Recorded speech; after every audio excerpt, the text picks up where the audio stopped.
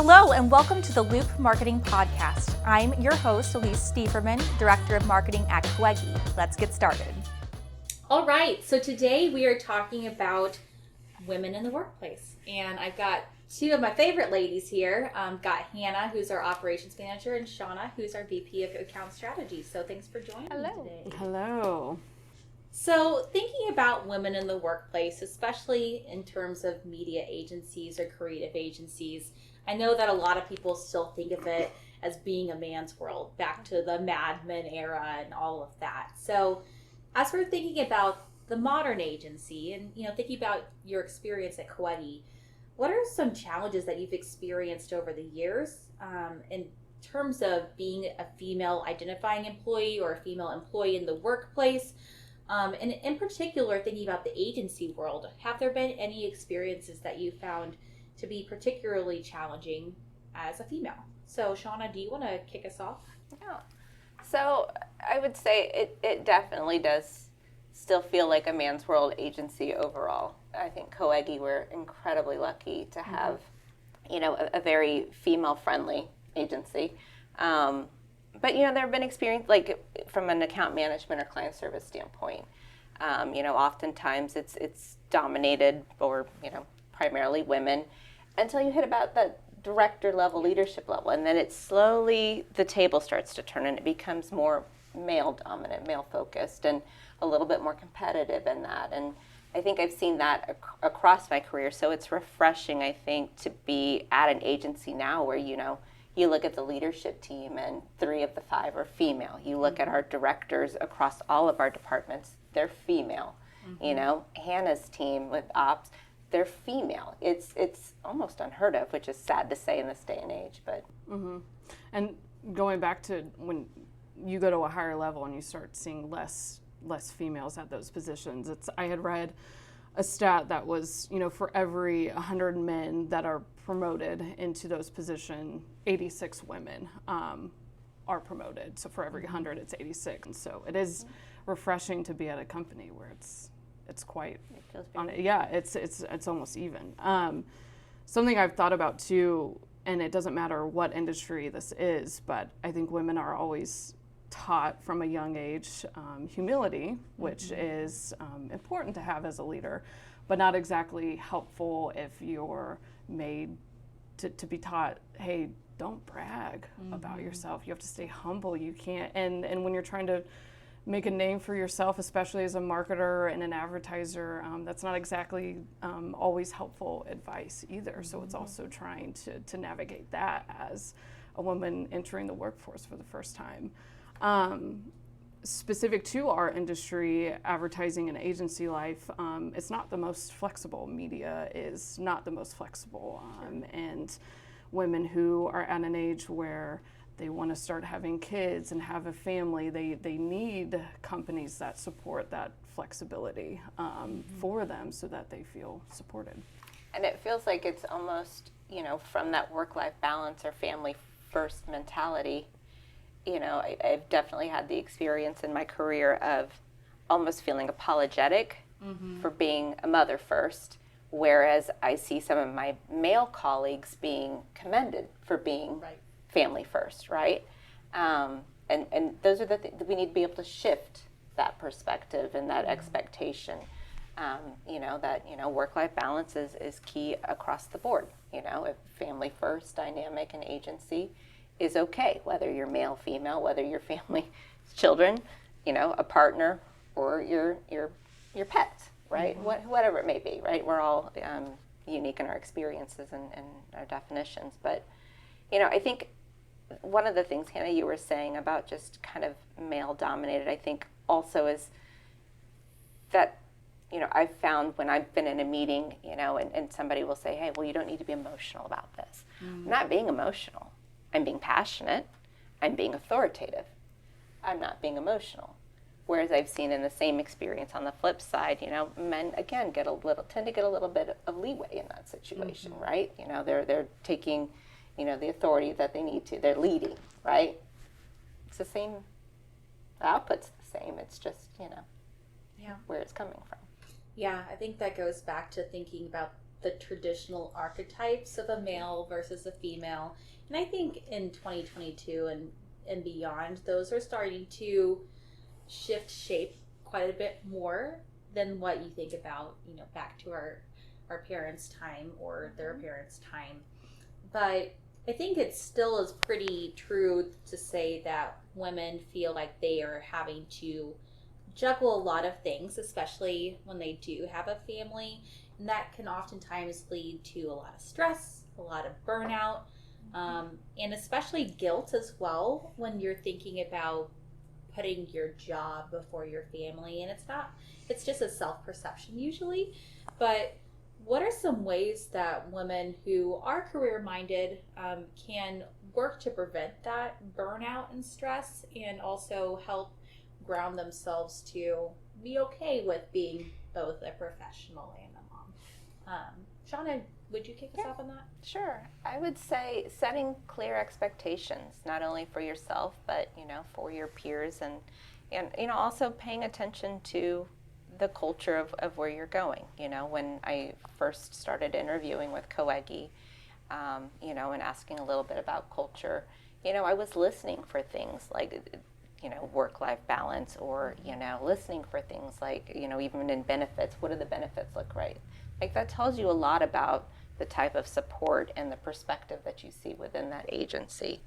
But I think it's also when you're clear and you say, like, I always made it a habit. This was a learning from, again, just years of being in the workplace, but I always make it a habit whenever I'm either kicking off with a new team, employee, or agency, to say, I'm married, I have 3 kids now. They're busy kids, we split time, whatever else, but I'm setting that expectation up front that you're going to have 110% of me, right? You're going to have more. The majority of my life spent is here at this agency, focused on the growth and the support. But when I need to be a mom, or when I need to be a wife, or when I just need to be Shauna, you have to be okay with that. And I have to be okay with my team as well. Those boundaries are just important, I think. And I like what you said, that you're the one that's setting the tone as the person that's leading the team. So anybody new to the organization, they're just being a sponge and kind of, observing how their peers are acting. So not only at the executive level, but anyone that's leading a team, whether that's director or manager, saying, hey, this is our expectation of you, but you're going to see people that are working late, not because you need to be working late, but because they have kids that they have to pick up at 3:34, and that's just the time that they work the best. I mean, so basically I'm trying to say is, as a manager and director and exec, you're the people that are setting the tone to make sure that people are aware that balance is needed, but that we're also communicating it's okay to have balance. Yeah. It's okay to be a mom that has to go pick up their kids, or a kid comes into the Zoom meeting. Right. Who cares? You're a mom. That's also your job too. But it's healthy too. Yeah. I mean, think about what we do. We communicate for a living, right? We identify audiences. We try to understand their behaviors and where they're at and what's driving them to do different things, right? We're not robots, right? We can learn from our people, right? Of what they do and what their lifestyles are like. We need to be able to bring that and make that real. And I think that makes us a stronger agency for it. So something that we were talking a little bit about earlier was an article stating how much burnout has happened over the course of the last 2 years. And I was kind of thinking about why is it that women experienced more burnout and stress during the pandemic. And something what I kind of read was there was a lot of emotional response to the pandemic, not only with maybe your employees, but also like your leaders. And I don't have a stat on this, but I do think women naturally tend to be just more empathetic. They are naturally more empaths, yes. And I think they take on the emotions of other people, whether or not we even realize that we're doing it. And so I think that women spend a lot of time supporting their teams and really caring about the well-being of their teams. Not that men don't, but it's just in our nature to do that. And so I think the ways that organizations can also help their women in the organization to not be so burnt out is recognize and appreciate them being more of kind of like the caretakers and caring about the well-being of employees. So I think that's much of what we've seen in the last 2 years especially. So I think you bring up a good point about women tending to be empathetic and showing that empathy to others. What are some other ways that female leaders can continue to empower the other women in their organization, giving them a voice, making them feel seen and heard? And then on the flip side, what are some ways that men can also take part in that empowerment of their female colleagues and help lift them up in their organizations? So Hannah, do you want to start off on that one? Yeah, I think sometimes when it comes to having a voice and kind of standing up for something, is some people think it has to be this really huge thing, like go into the president's office and say, hey, this needs to change and I'm here to speak about it. I think it can start at a smaller level. That's really intimidating to do. So a lot of people aren't going to, go toward that. But it can start at a small level and just be either, a conversation with one of your peers or a small group of women to simply have and start the conversation and start it to where it's more voices are better than one. So I think opening that dialogue, and especially as someone that's in a management position, I kind of have to be the one that opens the floor sometimes, because not everybody feels comfortable coming to me and says, hey, I really want to talk about this particular topic. We have to make it comfortable. And as far as the men's side of things, it's just listen. Just listen and really trust your female leaders to take that and make it better and run with it. Don't feel like you need to dictate that, and really listen and trusting your women leaders in your organization is kind of my best advice. Okay. I would say the only thing I would add to that is I think sometimes as women, because we're cognizant of, that glass ceiling or the limitations sometimes, especially in our field, we tend to, we don't embrace, right, the female. We're all equal here. We're all equal. Yes, but I'm a woman, right? So if I'm a woman or somebody identifies as being female or whatever it is, that's okay. There's nothing wrong. And I don't need to hide behind that, and I don't need to change who I am. I can be just as professional if I identified male, if I was male, if I identified female, or if I am female. If I can do my job, I can do my job, right? And I think that's what women need to remember, and men as well, right? At the end of the day, we're all sitting at this table for a reason. I earned a right to be at this table, just as you did, and vice versa. Yeah. And you brought up earlier that Coegi in particular is a very female-heavy organization, and we have a leadership team that's made up of 60% women. So how do you feel that has impacted Coegi's culture since your time being here? How do you feel you've seen it impact our overall working styles and the output of what our company has been able to achieve? Any sort of input or thoughts there? I mean, I hope that it's empowering to both male and, to anybody in our organization that's coming in to see that they work for, a company and work with a company that, promotes based on talent, right? Hires based on experience. I hope that, those that are coming in first job out of college and they look to see, wow, it is possible to work for a very successful organization that is largely led by women, and that their experience has been positive, right? That they've learned a lot from working under female leaders as well as male leaders. Yeah, that was one of the things you had said was coming right out of college. And, I have only been in the workforce maybe about 8 years compared to some other people in the organization. But the first 2 jobs I've had in my career,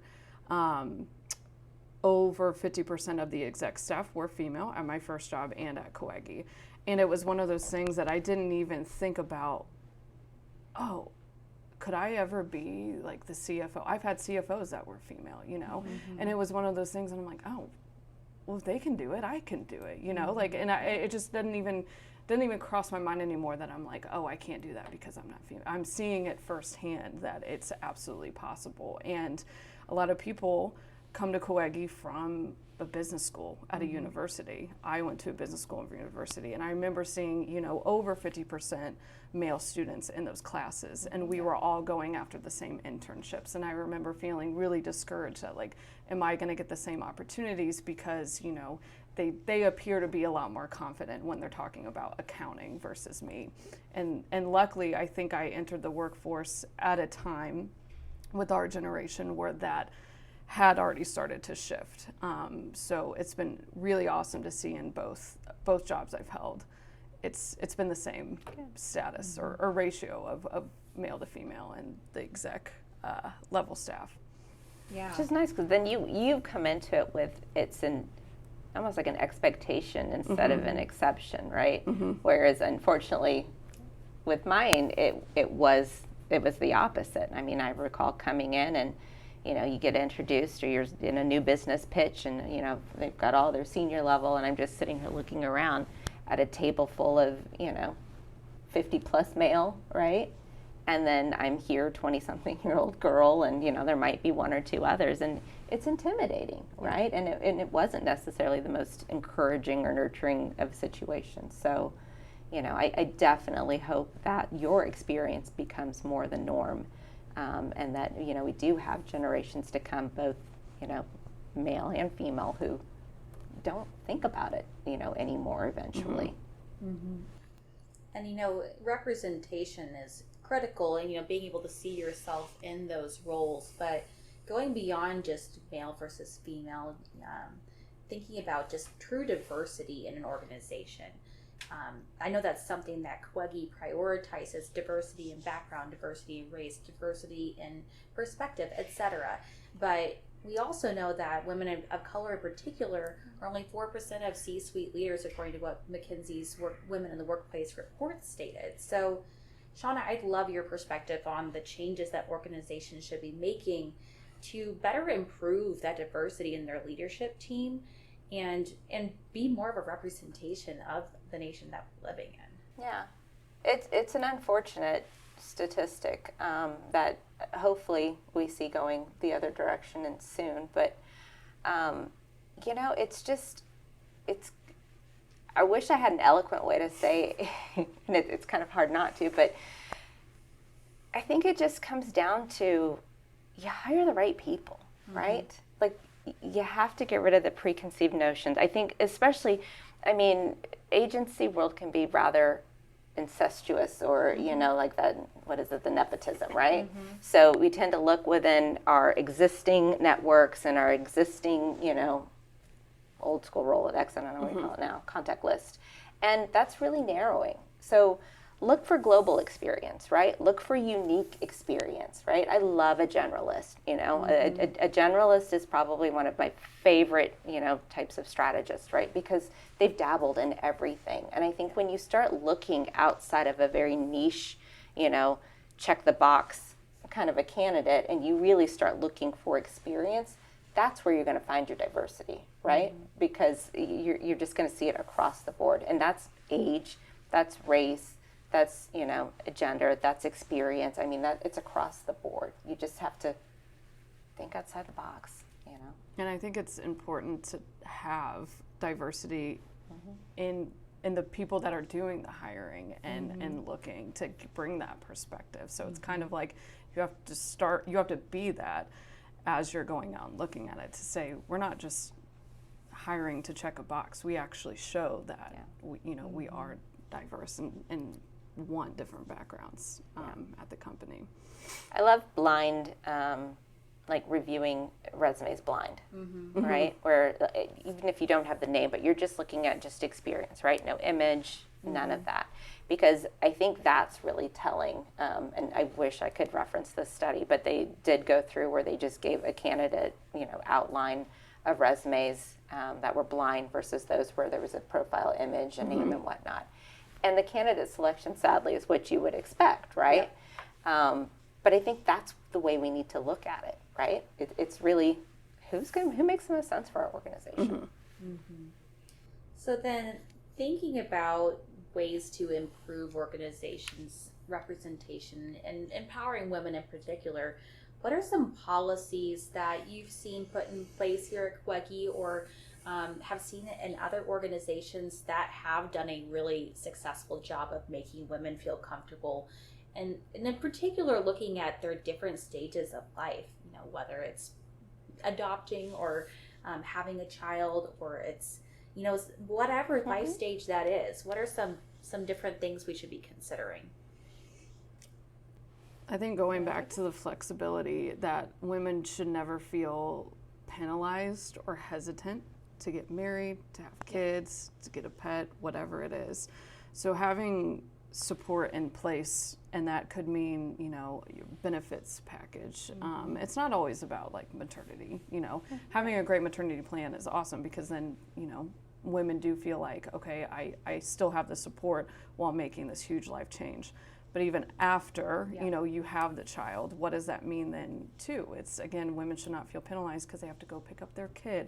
Or I think you've mentioned, again, back to the Zoom meetings of like, sometimes my kid is screaming in the background, and like not making your women colleagues feel guilty for being a mom. Yeah. I think it's more culture, like just accepting. It's accepting. Yeah. Yes, that's 100% it. It's, like you mentioned, it doesn't go down to maternity, but, offering it across the board, so that regardless of situation, and you're not actually the one giving birth, but you're still able to be part of that.